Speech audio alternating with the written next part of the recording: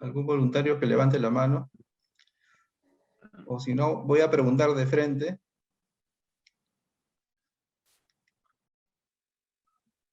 A ver, Kenji, nuevamente. En este caso serían los usuarios de la parte baja de la cuenca, ¿no? Los retribuyentes. Tibio. Bueno, pero sí en cierta medida. Es decir, en cierta medida los que demandan los servicios ecosistémicos hídricos son la población, pero los que demandan directamente, el que demanda directamente el servicio ecosistémico hídrico es la EPS, ese es el demandante directo. Los demandantes indirectos serían la población, es cierto, pero lo correcto es, o lo más específico es la EPS, ¿no? La EPS es la que demanda servicios ecosistémicos hídricos. ¿Y por qué demanda servicios ecosistémicos hídricos? Porque, por ejemplo, el tema del control de erosión de suelos, ¿no? Que seguramente Junior ya les ha explicado. El control de erosión de suelos está bastante vinculado con el tema de la calidad del agua, y la calidad del agua está vinculado con el tema del gasto de insumos que incurre una empresa de saneamiento para tratar el agua, ¿no? Que posteriormente va a potabilizarla y lo va a brindar a la población. Entonces, ¿quién demanda ese servicio de control de erosión de suelos? Lo demanda la EPS. O sea, a la población estrictamente no le interesa si, o sea, exagerando un poco ya, para tal vez ser más explícito o claro en esto que estoy tratando de exponer. La población estrictamente no le interesa si el agua viene turbia en la cuenca o no. O sea, a la población lo que le interesa estrictamente es que cuando abra el caño salga agua, ¿no? Es decir, el servicio de agua potable. O sea, sí hay un tema de sensibilidad por la cual pueden estar interesados en los ecosistemas y todo esto, pero en este ejercicio de análisis de mercado, el que demanda estrictamente, digamos, el servicio ecosistémico hídrico tendría que ser la EPS, porque son servicios que están vinculados con parte de su proceso productivo. Ya, esa sería la explicación. ¿Y quién oferta los servicios ecosistémicos hídricos? O sea, porque en un mercado hay tanto demandantes como ofertantes, ¿no? ¿Cuál sería la respuesta? Si alguien tiene... Las si alguien quiere comunidades las comunidades. asentadas ahí en las cabeceras de cuenca. En parte sí, pero no es exacto tampoco. Rafael. ¿Sería en este caso el Estado? No, tampoco. Tampoco. ¿Algún intento más? ¿El ecosistema mismo? Exacto, Angélica, el ecosistema. Primero, ¿podría ser los mismos servicios que nos brindan los servicios ecosistémicos? ¿Quién está participando? A ver. Jorge Pérez. Bueno, Jorge. Buenas tardes. Sí, Jorge, dime. Usted como mencionó, por ejemplo, nosotros en la EPS, lo que más en la turbidez nos genera más incremento de insumos. Entonces, por el otro lado, serían los mismos servicios que nos ofertan el mismo ecosistema. Jorge, te escucho entrecortado. Creo que no está, no sé si es mi señal o es el tuyo, tal vez. Si puedes repetir.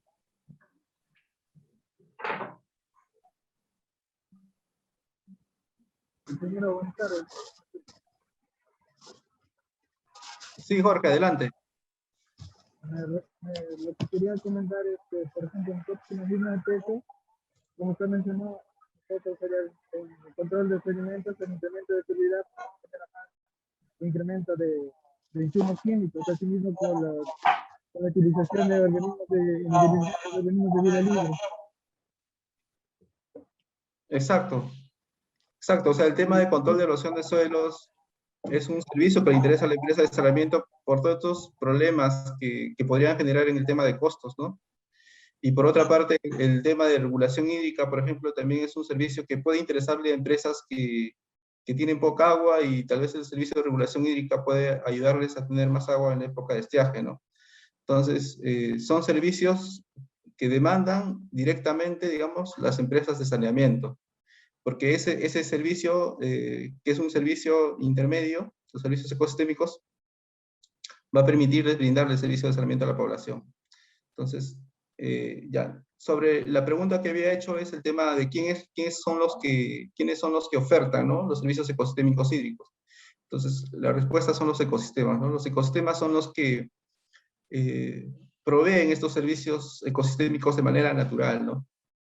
Los contribuyentes, las comunidades están asentadas en ese espacio, efectivamente, de alguna manera están involucrados también con la oferta, pero estrictamente no son, digamos, los que ofertan los servicios ecosistémicos hídricos, ¿no? Ellos no son los dueños de sus servicios.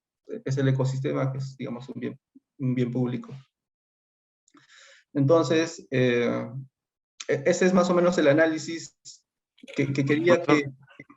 Sí. Una consulta. Desde el punto de vista, nuevamente, o siguiendo esa misma línea económica, los ecosistemas no tienen, digamos, no son un ente con el cual se pueda transar, si bien ellos son los que ofrecen el sistema, pero desde el punto de vista de la línea económica, necesitamos a alguien que reciba el pago, si se quiere, o que participe de ese flujo de mercado, ¿no? Entonces, no sé si los ecosistemas exclusivamente puedan ser catalogados como el ofertante. No sé si me dejo entender. Sí, sí te entiendo. O sea, claro, lo que señalas es que tiene que haber, digamos, tiene que ser un ente con el que se pueda transar Claro. este servicio, ¿no? Claro, por ejemplo, en el mercado de servicios de saneamiento es más fácil de identificar a la EPS como ese ente con el que transas, ¿no? O con el que la población transa. En este caso de los ecosistemas, es como una especie de monopolio, ¿no? En el caso de los ecosistemas, porque los ecosistemas son los que naturalmente, de forma natural, brindan estos servicios ecosistémicos hídricos. Y eso está, digamos, ampliamente sustentado en la literatura, ¿no? Son los ecosistemas los que proveen los servicios ecosistémicos hídricos. Entonces, es un caso particular, digamos, de mercado. No podemos decir que los contribuyentes son, o las comunidades o el Estado son los que ofertan los servicios ecosistémicos hídricos, porque, digamos, ellos tienen cierta propiedad o participación dentro de este espacio, pero no depende tanto de ellos, ¿no? Sino son de un conjunto de elementos de la naturaleza, de las condiciones climáticas, de los procesos hidrológicos, del tema de la flora, fauna. Son muchos factores que de alguna manera dentro del ecosistema te permiten brindar estos servicios ecosistémicos hídricos. Entonces, por eso se dice que es el ecosistema el que oferta, ¿no?, estos servicios ecosistémicos hídricos. No sé si queda más o menos claro esto. Gracias. Ya, perfecto.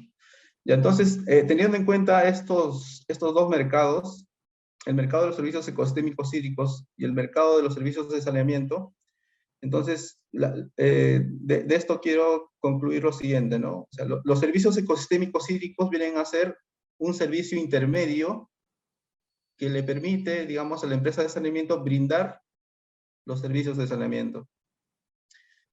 Voy a ponerles otro ejemplo, ¿no?, para que pueda, digamos, ser más fácil entender estos dos mercados. Por ejemplo, si estamos en un mercado de panes, donde, digamos, las panaderías ofertan el pan y la población, o sea, nosotros demandamos el pan, ¿no?, porque compramos todas las mañanas el pan. Entonces, claro, el bien o servicio que se transa en ese mercado es el pan, ¿no? Los que ofertan son las panaderías y los que demandan son las personas, las familias. Y detrás de ese mercado de pan hay otro mercado que podría ser el mercado de trigo, por ejemplo, ¿no? El trigo lo ofertan tal vez los agricultores y lo demandan las panaderías, ¿no? Las panaderías compran el trigo para hacer el pan. Entonces, ahí también se puede más o menos tener esta figura, ¿no?, donde existen dos mercados que de alguna manera están vinculados, ¿no? Donde el trigo, que es un bien intermedio, del otro producto que viene a ser, del otro bien que viene a ser el pan, ¿no? Entonces, de la misma manera, en este ejemplo que les muestro, los servicios ecosistémicos hídricos, como la regulación hídrica, el control de erosión de suelos, son servicios intermedios de los servicios de saneamiento, ¿no? El servicio que finalmente recibe la población es el servicio de saneamiento. La población estrictamente no recibe servicios ecosistémicos hídricos. Es la EPS el que recibe este servicio, ¿no? Claro, la población a través de la tarifa y vía este proceso de sensibilización aporta al cuidado y manejo de los ecosistemas, ¿no? Que es la política, digamos, en la que consiste todo este tema de mecanismos de retribución. Es muy importante tener en cuenta esto porque esto va a ayudar un poco a cómo hacer el proceso de valoración, ¿no? De valoración que voy a mostrar en los siguientes slides. Bueno, esto seguramente lo han visto, así que voy a pasar rápido. Ya.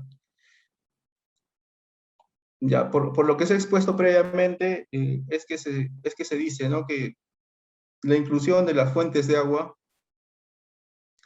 dentro, digamos, de toda la cadena de producción de los servicios de saneamiento es, digamos, mejor dicho, me corrijo en esta parte. La cadena de producción de los servicios de saneamiento se ha completado con la inclusión de las fuentes de agua, porque anteriormente, antes del 2016, antes de la 280, las empresas de saneamiento solo gestionaban desde la captación hacia abajo, ¿no? Desde la captación, transporte, tratamiento, distribución a los usuarios, el vertimiento de las aguas tratadas, o sea, toda esta cadena de producción, digamos, no se estaba considerando o no se estaba gestionando de manera completa. Con la inclusión de esta nueva función a las empresas de saneamiento, de que tienen que también gestionar, cuidar sus fuentes de agua, de alguna manera ya se está reconociendo de que la empresa tiene que prestarle atención a toda su cadena de producción, ¿no? O sea, quiero decir con esto que la cadena de producción siempre ha sido todo, desde las fuentes de agua, pero normativamente y funcionalmente las empresas siempre han gestionado desde la captación hacia abajo, ¿no? Y eso no ha sido, digamos, lo correcto. Y lo que actualmente se está haciendo, digamos, de alguna manera ya es mucho más correcto y completo, ¿no? Entonces, esto también está muy vinculado a lo que se ha mostrado en el gráfico previo. Ya, entonces, para el proceso de valoración económica digamos, del patrimonio natural o de estos proyectos que se hacen en las cuencas, es muy importante más o menos seguir este esquema, ¿no? Se parte de un problema. Este es un ejemplo que se trabajó para Tarapoto, inspirado en la guía de valoración económica del Ministerio del Ambiente, ¿no?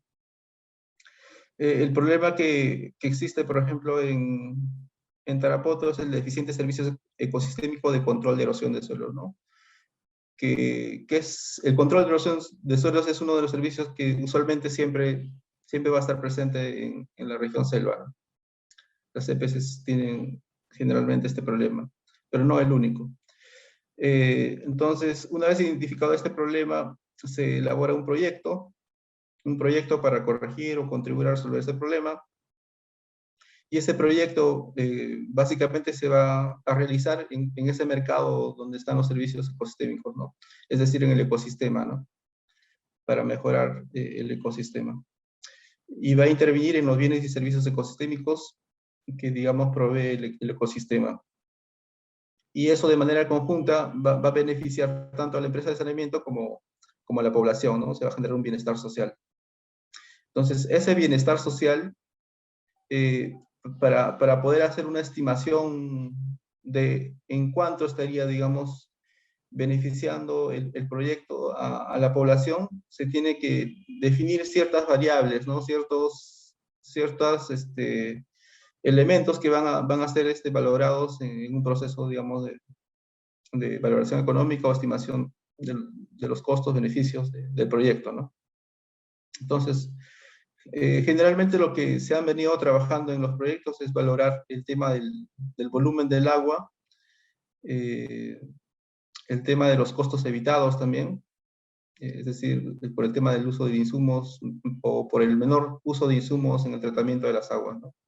Entonces, también se podría valorar otros aspectos, ¿no? Por ejemplo, si se implementa un proyecto en la cuenca y ese proyecto incluye, por ejemplo, apoyo a las comunidades en ciertas actividades económicas, como la apicultura, como la agroforestería o el tema alguna actividad económica, ¿no? Que, digamos, se va a realizar de manera sostenible y sin afectar al ecosistema, ¿no? Entonces, todo eso también se puede valorar dentro de estas variables, y esos van a, digamos, formar parte de la valoración del proyecto, ¿no? De los beneficios del proyecto. Entonces, vamos a presentar algunos ejemplos de cómo se han hecho este proceso de valoración, ¿no?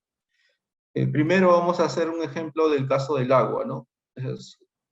Pensando en un proyecto, en la sierra, ¿no? Imaginemos que es un proyecto en Huancayo, donde el problema de la EPS es la regulación hídrica, es decir, no tiene mucha agua en las épocas de estiaje para brindar el servicio de agua potable a la población.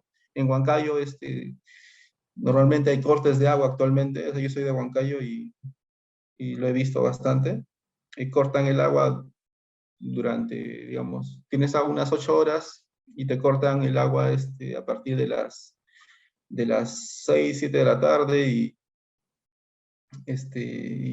y solamente prenden en la mañana. Es decir, es un problema muy grave en la época seca, ¿no?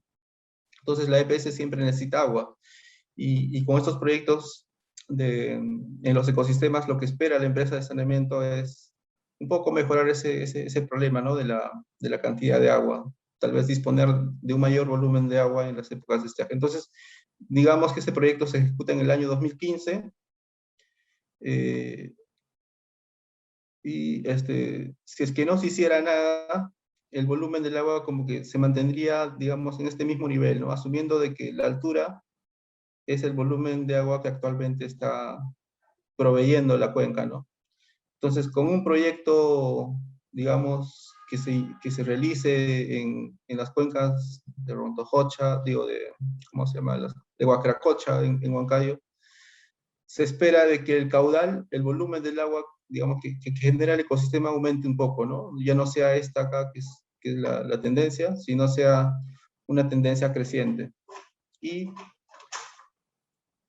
también es posible, si es que no se hace nada, de que el volumen del agua, por las actividades degradatorias que están ocurriendo en el ecosistema, empeore, ¿no?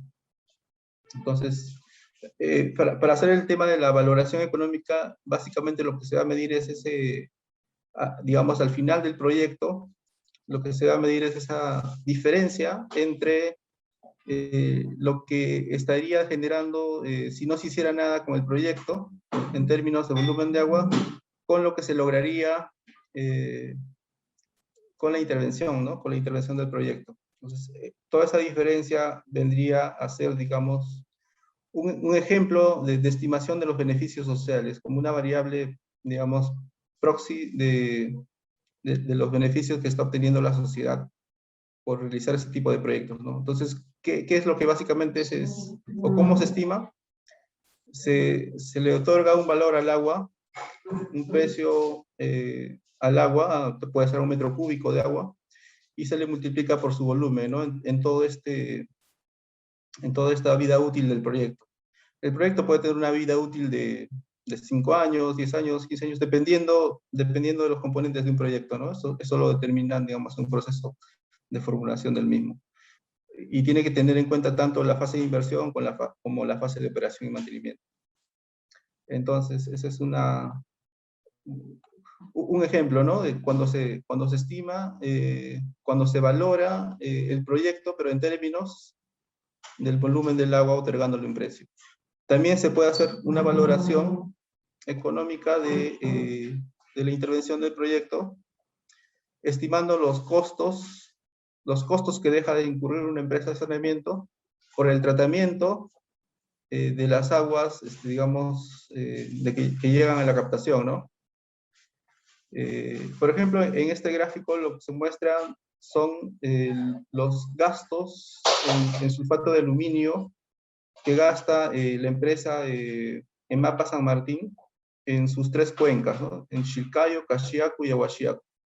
Y en la gráfica se ve con claridad, bueno, esta gráfica es de julio de 2012 a julio de 2014, son 2 años más o menos, y en esos 2 años hay una tendencia creciente de la cantidad de sulfato que se utiliza para el tratamiento del agua, ¿no? O sea, es evidente esa tendencia creciente en las 3 microcuencas, sobre todo en esta, ¿no? Que es Chilcayo. Chilcayo y Huachiacu, la que digamos está menos afectada en todo caso sería Cachiapu. Y entonces esos costos de no hacerse nada en el presente, si no se invierte en ningún proyecto, no se realiza nada, entonces lo más probable es que siga una tendencia creciente, ¿no? Entonces, cuando se haga la valoración económica de estos costos evitados, o de estos costos que evita la empresa de saneamiento en el tratamiento del agua, más o menos se podría hacer lo siguiente, ¿no? Entonces, este es un gráfico bastante, solamente para explicar, no es con data, digamos, que se haya recogido de algún caso, simplemente es un ejercicio, ¿no? Por ejemplo, esta línea que está por encima, estos puntos suspensivos, es el escenario sin proyecto, ¿no? Es la cantidad de costos por metro cúbico de agua que incurre una empresa de saneamiento si es que no se hace nada, ¿no?